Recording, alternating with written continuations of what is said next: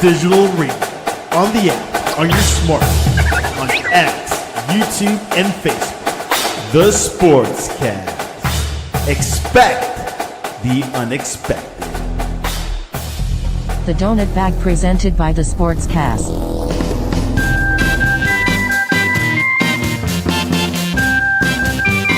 The Donut Bag, hosted by Joey Bag of Donuts. And here's your host, Joey Bag of Donuts.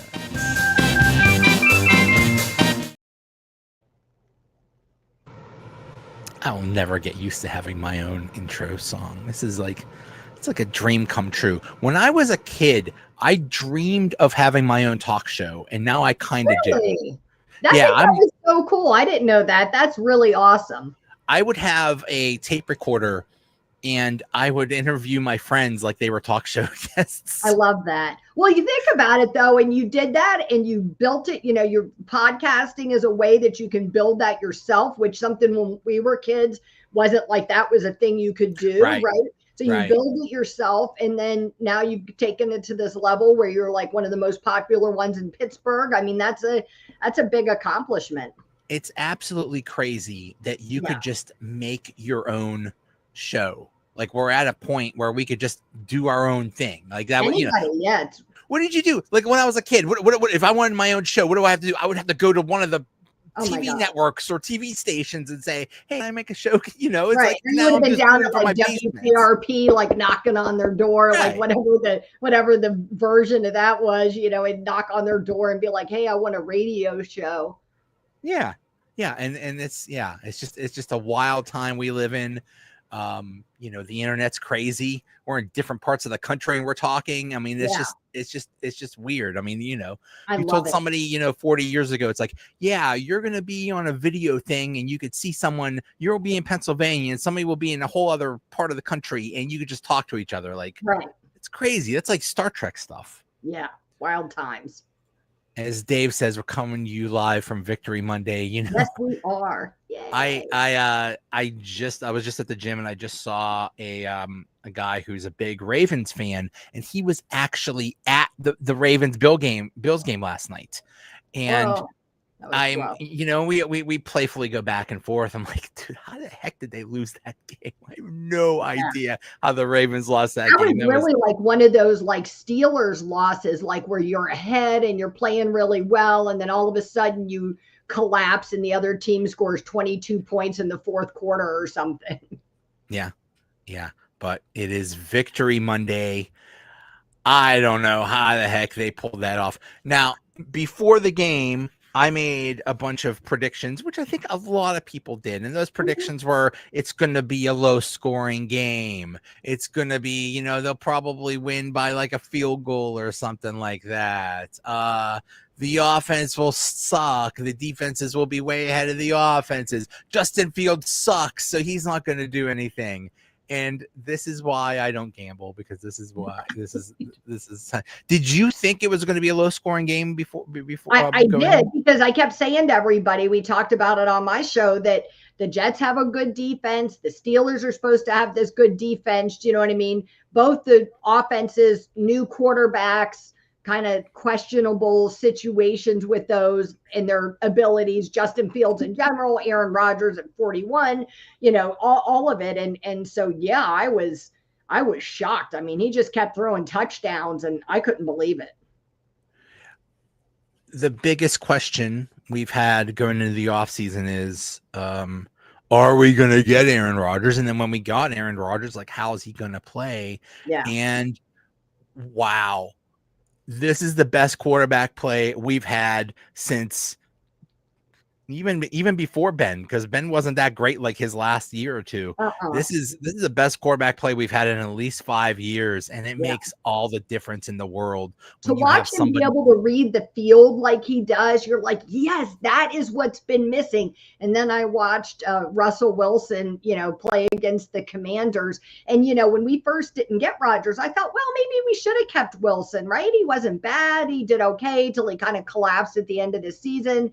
But yeah, I mean, look, it's week one. And so I recognize that, you know, sometimes there's adjustments, but I feel like they're not going to get that much worse.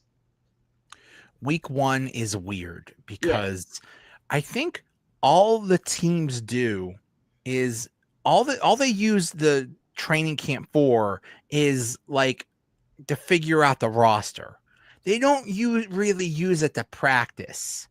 And then, or they do, if they do, it's like they don't play their starters much in preseason games. So we don't know what to expect. Week 1 almost feels like the old last preseason game of the season. You know what I mean? Where they used to put in all your starters on that last preseason game and they would play most of the game or half of the game or whatever. And it almost feels like that now. Like it's every season, with every team, it's always so unpredictable. Exactly. This is really just another exhibition game. This is the exhibition game that counts. And that's also, I keep hearing the phrase week 1 lies. There's something like last year, like the first couple games of the season, New Orleans was outscoring opponents like 92-10 or some crazy thing like that. And then they completely fell apart. Like just weird things happen because we don't know what to expect. They're so secretive. And then they show their hand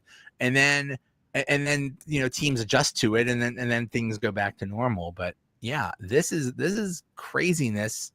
You had an offense that was really good and a defense that was just god awful. Yeah. What the heck happened with this defense? I was shocked. I mean, I really felt like, especially against the run, like, that seemed like they had a big focus on that. Oh, there's Zach, my partner. We had a big focus on fixing the run. You know what I mean? In the off season, it was something they talked about where they kind of fell apart those last 4 or 5 games of the season. So, to walk away from this game and be like, okay, TJ Watt and Jalen Ramsey, and then maybe Alex Highsmith, and then everybody else, like, what the hell were you doing? Yeah, especially that line. What the heck? I could understand why Cam Hayward wouldn't be as good because he really did not practice at all because of his contracting and because he's a veteran. He just did not do much. So it's understandable that he wouldn't have the greatest game, but Mike Tomlin said that's the norm for him. So it made me wonder, I didn't take the time today to go back and look at it, but I thought about it, did Cam Hayward tend the past couple of years to always have like a slow start week 1 and need to work his way up? And we're just focused on it this year because of the contract stuff. People are paying attention to it. Normally they don't, but I didn't take the time to go look to see. It's very possible. It's very possible that he's always been like that, just not doing much or whatever. I don't know. Yeah. But if they're waiting for Derek Harmon to fix all this, then buddy, please hurry back as soon as possible. Yeah, but you can't wait on Derek Harmon. Like there was other issues, you know what I mean? And they need to be focused on some of those things. I mean, Keanu Benton was struggling, do you know what I mean? The general struggling against the run. And then, it just seemed to like snowball from there, and they weren't able to kind of recover. I kind of hope they'd go in at halftime and make some kind of an adjustment. And that may not be perfect when they came back out, but you'd see something better. And that didn't really happen because it's going to kill us in the AFC North if we can't stop the run. I mean, It's going to be that schedule we've got. It's going to be awful. Right. Teams are just going to run it down our throat. And my goodness. Jono brings up a good point. What if the Jets are actually good? Maybe, they got a new coach. Justin Fields looked amazing. Jets could be good. I don't know. Yeah, I mean, I felt like last year when we benched him, I understood why they did it, but I wouldn't have been angry if they had chose to keep him in there, for a while longer and see if he could sustain some of the success that he'd had. But then I also like you just said, week 1 lies. And so I'm not ready to place the money on Justin Fields until we see him and the Jets offense sustain this a little longer. Do you know what I mean? Was that because historically he's been sort of inconsistent, he plays really well. You see this game and you think, oh, he's such a good quarterback. And then, 2 games later, he's fallen apart again. And so there's two possibilities. One of them is Justin Fields is actually good, and the Steelers were restricting him so much and kept the offense so conservative to avoid mistakes and turnovers that they didn't really let him do his thing, and now they're letting him do his thing. That's one possibility. We heard that last year. I mean, the local media was saying that was part of what was going on, that they kind of had him handcuffed. Tomlin. Yeah. Or the other possibility is it's just a week one fluke. I don't know. I mean, he's not a rookie. He's spent several years with the Bears. He spent a year with the Steelers. But hey, you never know. Stuff happens when you go to a new team. Yeah. Geno Smith is the patron saint of resurrected quarterbacks. Right. Dude was just a backup in several teams, and he shows up on Seattle and becomes a star. So anything could happen. Anything can happen. And Fields is lucky to be getting this like third opportunity. Not many starting quarterbacks would get a third opportunity to be a starter right away without proving themselves. Most of them would have had to go somewhere and be a backup like Geno Smith. You have to prove yourself in that role, and then you get to move back up to QB1. So, I think, for him, you look at Aaron Rodgers and Justin Fields, they're like at the opposite end of the spectrum in their careers, and how they feel they need to prove something. Like I think Rodgers feels like he needs to prove that he still has it at 41, that he's can play like Tom Brady did, into his 40s and be successful.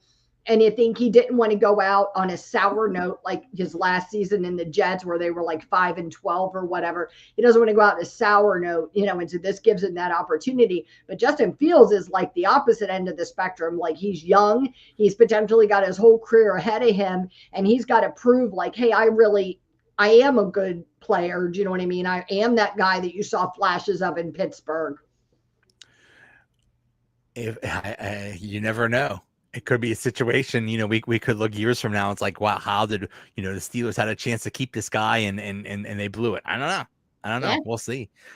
But Aaron Rodgers, I always laugh when they say things like to an athlete, hey, you're going against your old team. Is there any animosity or something? No. It's just another game. Like, it's not. Aaron Rodgers wanted to kill the Jets. Justin Fields wanted to kill the Steelers. That it meant extra motivation for him. He said afterwards, I loved it. They asked him if he felt like some type of way about beating Aaron Glenn. And he said he was just glad to beat the whole Jets organization. And I was like, yes, I love that. Yeah, he said something like, there's a lot of people in that organization that didn't think I had it anymore. So that, right. The headline of the New York Post said, "Oh, so now he's good." So fun. Right. By the way, the last game with the Jets, he also threw 4 touchdowns. So it's not like he was terrible with the Jets, but that. And again, it's week 1, right? So like, let's just all calm down and see how he does. How he sustains this over these first few weeks. Another debut was DK Metcalf, and this was another difference between night and day. Nothing against George Pickens, but I don't think he's a wide receiver 1, or if he is a wide receiver 1, he's not mentally a wide receiver 1. Yeah, not at that caliber. Do you know what I mean? Like that was just a different caliber, and you felt like, some of the things that you watch DK do out there, you're like, oh, this is what we've been lacking these past couple of years, sort of like the quarterback situation where you're lacking that reading the field. You know what I mean? So even though he didn't score, I just felt like he was such a presence on that field, and a positive one. Oh man. He didn't have many opportunities, but when he did, he just turned on the Jets. You give him just an inch and he will fly. Yeah.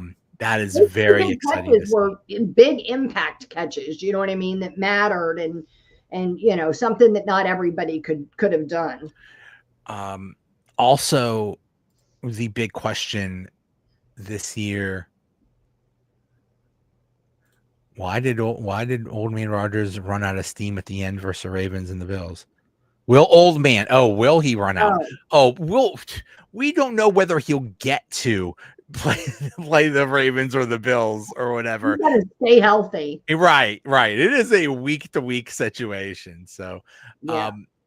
but I think that's a valid point, though, that if they, when you do play some of those tougher teams, they need to score early and often and take advantage of opportunities, and not do like they do sometimes and take their foot off the gas because, he is 41. Yeah. I mean, that was another amazing thing. They scored on their first drive. For the that first time hasn't happened in a long time. Yeah. My goodness. I mean, just even scoring in the first quarter is a rarity. That was amazing. But alongside DK Metcalf with the receivers, the question was, okay, who's going to be wide receiver 2? And it looks like it's Calvin Austin, and it looks like he is doing just fine. He had a nice day. That I was surprised. Yeah. I was surprised. That was a question like, well, how are they going to use everybody? You got Freiermuth, Jonnu Smith, Metcalf, Austin, Roman Wilson. Where was Roman Wilson? Where was Matt Washington? I don't know. I was so surprised that we didn't see anything from Washington after all the talk from Aaron Rodgers about how he likes him and all of this stuff. I was surprised that he didn't factor in, but I felt like Arthur Smith did a really good job. Like, it was really nice to just see like a real offense, real offensive planning. The offense just looks so much better than it has in like the past several years. So I thought that was good, but I was surprised to not see much from Roman Wilson, surprised to not see anything from Darnell Washington. That was a surprise, but yeah, you got to give Arthur Smith credit because he drew up some good plays. That first touchdown to Skoranek was wide open. I mean, he had a great game, and he's a little, he's somebody who's, kind of been right there on the cusp. And to me, he's got some potential of size, and then he's a little bit of a jitterbug, and I like that. He's quick. He had a good game. I like it. I like it, and yeah. But yeah, Arthur. Arthur Smith said something. He said, when you get an Aaron Rodgers and a DK Metcalf, you're not going to run the wishbone or whatever. We're going to pass the damn ball. So, but the other thing that's concerning was the passing game was awesome. The running game was crap. I think it's all related to the offensive line being abysmal, and that is a major concern. Well, Broderick Jones, Broderick Jones. Do you know what I mean? Like, it wasn't even the whole offensive line. Broderick Jones was a serious issue. And, I was texting with Allison, and I said, are we, like, I'm never the person who calls somebody a bust. I'm like, are we at the point where we're calling this kid a bust? Like, I get it's week 1, but like that, it was really concerning because, I had some people really yelling at me on another podcast about if they just moved him, he'd be fine, right? This is all because he's playing on the wrong side. Okay, well, now he's on the side he's supposed to be on, and we're still seeing some of the same issues. He allowed, I think, 2 sacks. What's the excuse now? There's always an excuse. Oh, he's on the wrong side. Oh, he needs this. He needs that. He's like there's always an excuse. Yeah. Like, stop making excuses. Fautanu, there's no excuses with him. He wasn't great, but he wasn't as bad. Broderick Jones gave up like 3 sacks and several pressures, and like he was basically a turnstile. He's gonna get Fautanu looked good. Yeah. I said all year this whole team relies on Broderick Jones being good, and he was awful. And you just can't. You can't do this. You can't just be all passing all the time. You need some kind of run game. All running all the time in previous years, it didn't work. You've got to have some balance. At some point, though, look, and it's week 1. I'm just going to keep reiterating that I'm not putting the panic button yet. But at some point, are you better off pushing Calvin Anderson in there and just letting him try to grow into the position, sort of like McCormick did or something, and hope that he can grow into that role, and he's hungry enough to want it. Yeah, Yeah, I mean, you just can't have what you have now, and Mhm. or you basically have Matt Washington be another offensive lineman and help Jones out. I don't know, Yeah. but this cannot continue. I don't know, but like you said, it's week one. Another concern is, are we sure we have good enough running backs? They lost Najee Harris, and Najee Harris was basically if he wasn't the main guy, he was pretty close to it. It was almost a 50-50 split with Jaylen Warren last year. And now it's Jaylen Warren, and it was supposed to be Caleb Johnson, but that's not working out. So now it's Kenny G. Yeah. I don't know. I mean, we're assuming Jaylen Warren is good enough to be the main guy, but I don't know. Maybe he's not. And look, I was people had got on my case because I was such a big Naj fan. That doesn't make me not a Jaylen Warren fan, right? Like I love that kid. I love his story. I think he's great. I questioned, even when people started talking about trading Naj before it happened, if he would be able to carry this workload primarily on his own. And then I think you draft Caleb, and he's a good player. He had a great college career, but he wasn't a first round pick like Naj and some of these other guys, Ashton Janty, you know what I mean? So Yeah. he's not ready to step into that role yet. Like he needs some time to get there. So I don't think it's fair to him to say that he's not good enough, right? Or he won't get there. But what was he, a third round pick? I mean, that third round picks take a little time to develop. They're not ready usually week one. That's more unusual. But Gainwell wasn't supposed to be this guy that was like the RB2. And so, Right. yeah, I mean, Right. it concerned me even before we ever set foot on the field that maybe we didn't have the right running backs and we made a mistake with Najee. We should have just given him his $6 million or whatever it was. He wanted $8 million or whatever and moved on. Yeah. Yeah. We'll see. We'll see. You gotta have some kind of running attack. So we'll see. But you're right too, though. Like, how much of that is a chicken and an egg thing, right? Like, so how much of that is that the offensive line had some struggles? Roderick Jones was breaking down some. So how much of that, is attributed to that, and then how much of that is solely on the running backs? Like, I thought a lot of what went wrong for Naj in his seasons in Pittsburgh, especially in the first, like the second and third season, was a lot of that was because of all the offensive line struggles. You know what I mean? Right. They weren't blocking for him. And I think that really hurt his game. And he took a lot of heat for that. Some he deserved, some he didn't. So how much of this is really on the offensive line? Yeah. Yeah. It's a young line, so you hope they figure it out. Hopefully. I don't know. I mean, this is,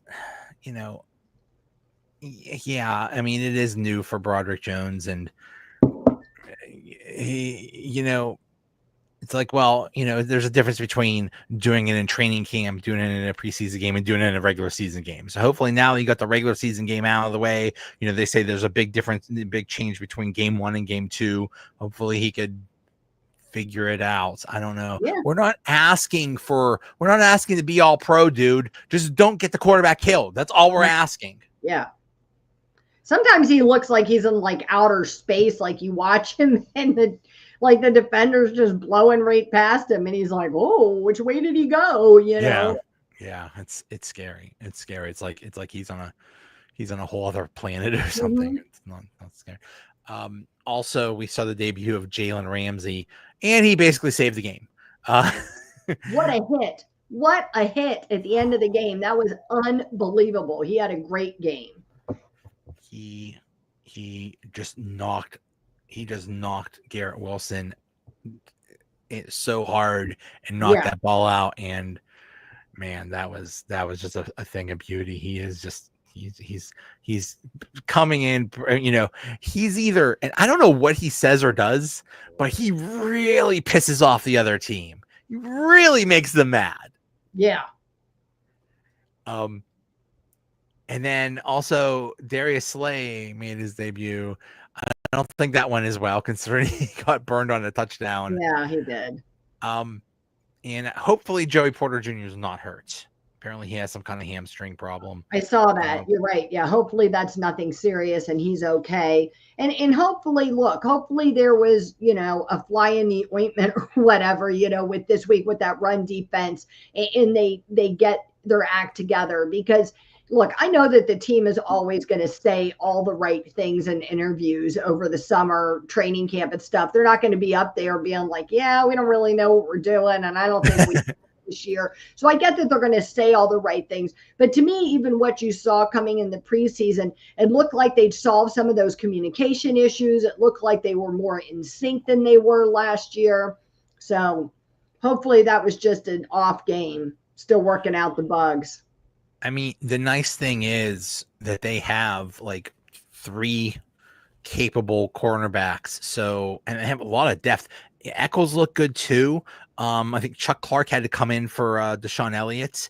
They have a lot of depth, and so if Slay does suck, then you just move Joey Porter Jr. or Ramsey around. So just it's okay. On. Davis right. That hit made all the highlights. It did. I saw it all over ESPN, which I love that. I love it's when something positive from the Steelers game and not something terrible. Yeah. It is something else, but you know what? It is really nice when you work out all your problems and still get a win. Oh, and by the way, Boswell is apparently a serial killer. I have him on my fantasy team. I was so psyched. I was so excited. I drafted him probably way earlier than you should draft a kicker, but I wanted to make sure I had him. I have him and I have DK Metcalf. So I don't have very many Steelers this year. I tried not to be emotional for once. And I mean, just what an unbelievable game. Kicked that field goal 60 yards. They said it could have gone 70. I mean, he's just unbelievable. I don't know what's going on this year with field goals. Apparently there's something called the K-ball. And the difference is this year that with the K-ball, you're allowed. I think K-balls are just like getting balls specifically that the kickers can. I was going to say, does that stand for kicking ball? Yeah, probably. And what it used to be, I believe, was you only had you could only mess around with your K-balls earlier. Like the day of the game or something like that. And now I believe you could play with the K-balls all week or something like that. So you can make whatever they do to manipulate them. Yeah, they can make them. Basically, this is why we're seeing 60, 65-yard, 70-yard field goals. Yeah, it's like conditioning the balls or something, whatever that is. Don't mess things, Kate. Yeah. Things such as don't mess with your K-balls too much. Yeah, you might end up having to go to the doctor. Yeah, I just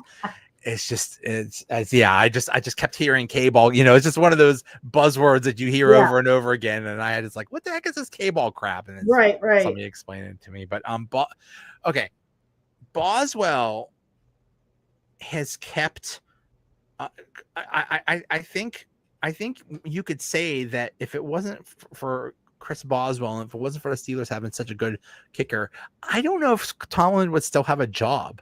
How many times has Chris Boswell basically saved a game, or got them to victory? A lot. I mean, look at the Browns game last week. I mean, or yesterday, they lost because their kicker could not kick out an extra point. Right. Well, I'm sure that was the case with like Justin Tucker too. Like I know a lot of Ravens fans don't like Harbaugh, and I'm sure was the same when they had him. They would talk about how you just had to get the ball over the 50-yard line, and then you could pretty much count on Tucker to at least get you 3 points. Do you know what I mean? So yeah, I mean, I'm sure it was similar with him, and so yeah, I think it does definitely contribute to Tomlin having this win streak, or no losing season streak or whatever they call it. It definitely contributes to that because we've had plenty of games where we've won thanks to Boz.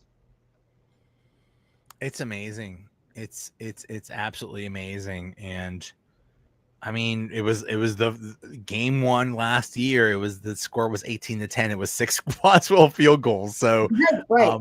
All field goals. The dude is amazing. And I mean, what if we're doing that? What if routinely we're just rocking 70-yard field goals now or something? I mean, it's unbelievable. It's something you could only do like in desperation, because if you miss a 70-yard field goal attempt, you're basically giving the other team points, because you're going to be so far, like the field position. They'll be able to kick their own field goal easily, almost. Right.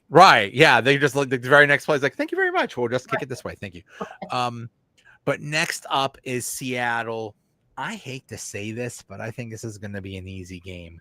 Yes, I know they have a strong running game. Yeah. But my theory is Sam Darnold sucks. He was very good with the Vikings. Well, the Vikings have basically an offensive genius as a coach. They do.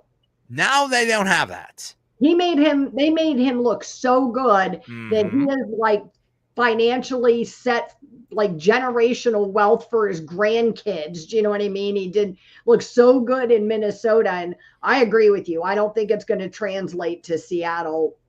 It's not. He's no Tom Brady. He's not just a guy that can go anywhere and play really well. I don't think that's him. So I think he's going to struggle some more.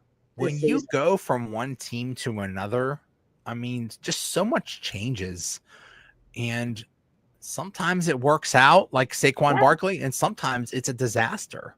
Yeah. And I just remember all the times that Sam Darnold sucked on all those other teams. Right. And he just got really lucky in Minnesota with a perfect situation, and now he doesn't. So and some really talented teammates. Do you know what I mean? Justin Jefferson. I mean, he would probably make me look pretty good. Exactly. I was just gonna say that. Catching the ball, you just throw it up there, and somehow he magically like magnetizes it to his hands or something. So I think there's that factor too. But I agree with you. I mean, you definitely see it sometimes. A team just isn't a good fit. That's kind of what I hoped it was for Justin Fields when he came to Pittsburgh last year. Like Chicago just wasn't a good fit for him. That franchise is a train wreck. He's going to come to Pittsburgh. It's a better situation, and he'll do really well. And he did do okay, but I don't think we saw quite what we hoped to see from him. So I think for Darnold, I just think that inflated his value a little bit more than it deserved to be. Remember, the Steelers, there were reports that the Steelers wanted Darnold. Yeah, I was not a fan of that. Yeah, I'm glad that didn't happen. I am too. Yeah, they have a good running attack. Their main wide receivers, Jackson Smith and Njigma. Now, this past game was a revenge game for Aaron Rodgers. This game will be a revenge game for DK Metcalf. Right. I mean, you can't tell me there's no NFL script. Like, come on, man. Like, look at these games. Like it's clearly all set up for the ratings. The Steelers just need to have like their own Taylor Swift or something, and we'll be like at the top of the ratings. Listen, if you don't think there's a script, watch that Sunday night game again. There is no humanly way possible the Ravens were supposed to lose that game. And then all of a sudden, magically, Derrick Henry, who's every time he touches the ball gets 10, 15 yards, he just magically fumbles. And then this magically happens. Like, I know. I have him on my fantasy team too, and I was so excited. And then I was doing the math for the points, and I'm like, that doesn't make sense. I should have more points because I didn't watch the whole game, and then I found out he fumbled. Yeah.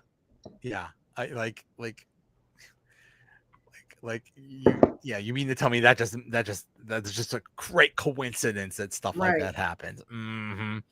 Or like like Aaron Rodgers was saying, it's like, wow, what a coincidence that I didn't even sign with the Steelers yet, and they have the Steelers playing my old team week 1. Right. What a coincidence! Right. It's all. Yeah, they love that stuff. I mean, they did it last year too. You know what I mean? So they love that stuff. and we all eat it up. We're there watching. I was glued to my TV watching Red Zone Sunday. Yeah. Sunday after the Steelers game.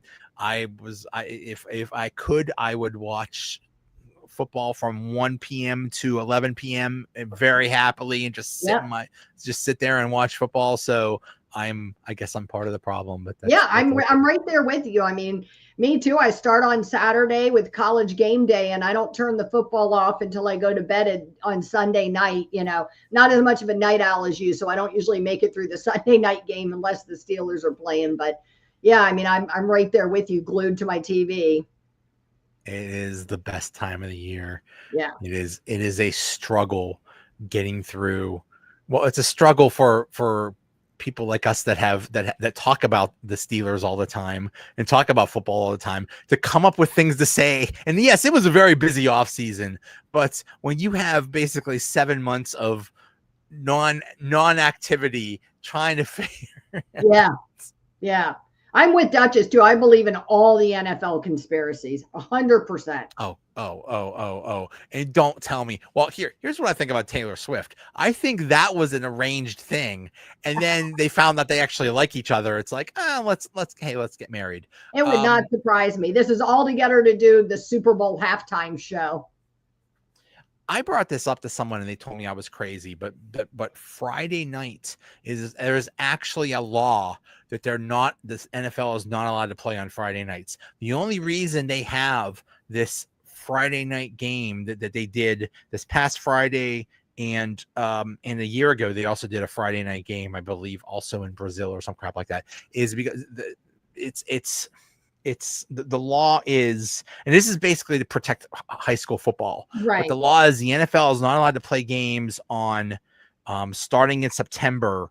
But if there's like a certain number of Fridays in September, then they're allowed to do the first Friday in September or some crap like that. Oh.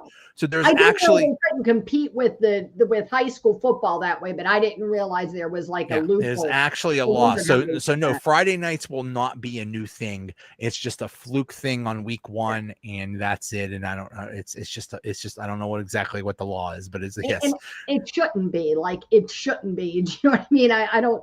Seriously, it really shouldn't be. Fridays are for high school, Saturdays are for college. Leave those alone. You could have every other day of the week. Tuesday night football, Wednesday night football. That's coming. Remember during the COVID, there was that, and we were.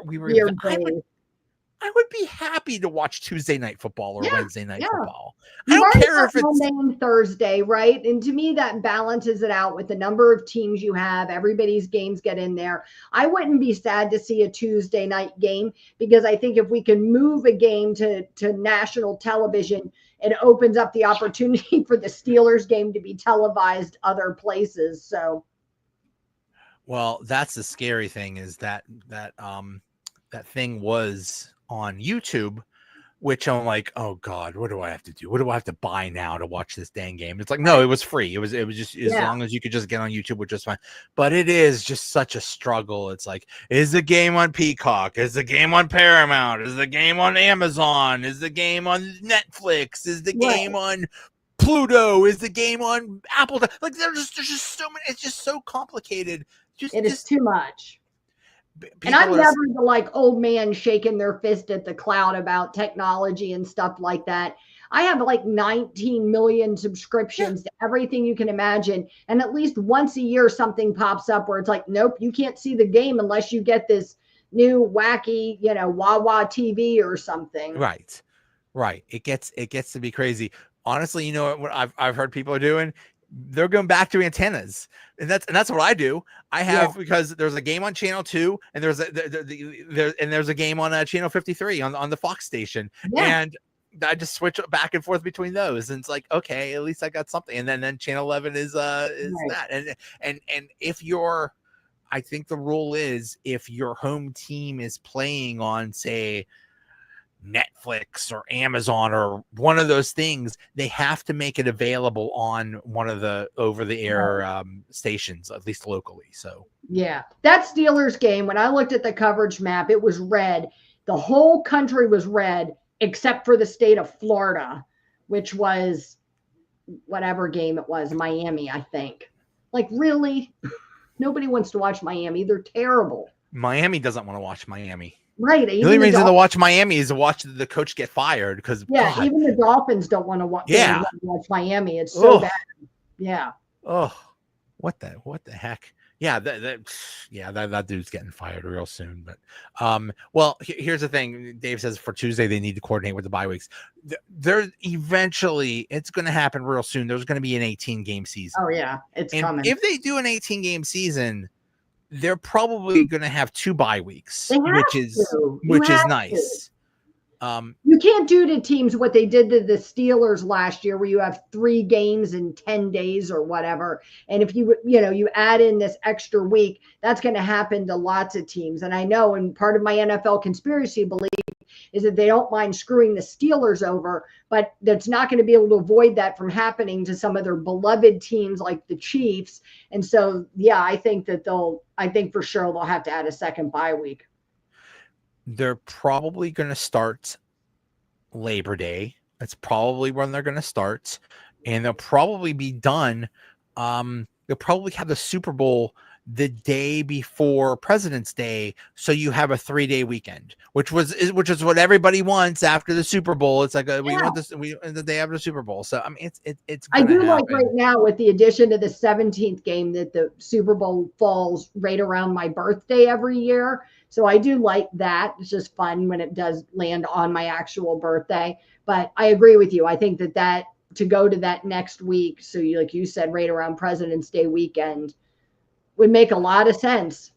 So what you do is you host a Super Bowl party, and everybody says, "Oh, by the way, it's my birthday. Everybody bring presents too." Right. I like gifts. Right. Yeah. Perfect. Right. All right. So what? So you have your own show. Speaking of what's your podcast? I do, with Zach Franciscus that was on here earlier. It's Steel City Huddle. You can find us on YouTube and Twitter or X or whatever you're calling it these days. We do a show every Tuesday at 7. Kind of talk about the game. So tomorrow night we'll be on very much like your show. We do it live. So we talk with the fans, we talk questions, we read their comments a lot like you do. It's super interactive. We have a really good time. It is. Okay. So do you use StreamYard also? Mm-hmm. We use StreamYard. Yep. And this is another game show like Friday or Saturday, just a short one. Yeah. I did a post game yesterday because there were just so many things. Usually, like the first game or two, like there's just so much going on. Yeah. There's just a whole bunch of things I want to talk about. But yeah, this is the other thing that's changed for me. This used to be when I started this podcast 7 years ago. It was all audio. There was no video at all. Then I went to like basically a Zoom meeting like thing. Yeah. Now we are live. This has been going on only for like this year or whatever. We're live and we're getting, it's so awesome that we get live interaction. I love it. People commenting. It is so cool. It is. So cool. When I first started, I did House of Yinzer with Allison, and when we left that, and I toyed around with some other podcasts. I did one where they like to film it and edit it and put it out. And I kept saying, I love the live format. Like, can we look at doing that? Because there's some other pretty popular ones, where they take fans during their viewers during the show. And I just think that interaction just brings this extra dimension to it that makes it really fun. People have thoughts, differing opinions on things. And I love being able to talk about all that stuff. So it's been hands down one of our favorite parts of doing the podcast for Zach and I, is being able to have people on there to share their thoughts and push back on us or whatever. It's so cool. It's so cool to have that live interaction. Yeah, I wasn't with you that whole 7 years, but the first time that I did your podcast, you had just gone from audio to video. I remember that. Yeah, so I haven't been there the whole 7 years, but it's been a while now. It's been a while. It's been about at least 5 or 6. I remember that. I remember. Like that. And I think it was just like I kept seeing you on Twitter. It's like she seems really cool. I'll bet we would have a lot of fun, and we do. And you're one of my favorite people to talk to. So I love always, being on the show with you. Absolutely. I always love talking to you, and I thank you for making the time. So yeah. All right. So what was your show called again? Steel City Huddle. Steel City Huddle. Okay. Yep. All right. And you're on tomorrow night, right? Yep. Tomorrow at 7. Yep. Maybe I'll jump on there. Jump on and talk with us. We had Zachary Smith on chatting with us last week. That was fun. Yeah. He's a good guy. He's I've known him for a long time too. Yeah, I have too. He jumps in our comments every once in a while, and it's nice, because he's there all the time, and so you can be like, well, what do you think about this? So that's always fun.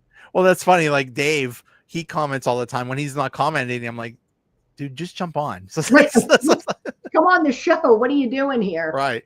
Duchess, I've had her on here too. So yeah. This is how you. Yeah. Sometimes, hey, if you want to be on things, comment a lot, and if you develop a relationship with the host or something, you could just be on there. So. I missed a show, one of my shows recently. My mom's been sick, and one of the guys that's a regular commenter on our show jumped on and co-hosted with Zach that week. There you go. Yeah. It's great. It's great. Hey, all right. Thank you so much. Bye, Joe. I'll see you.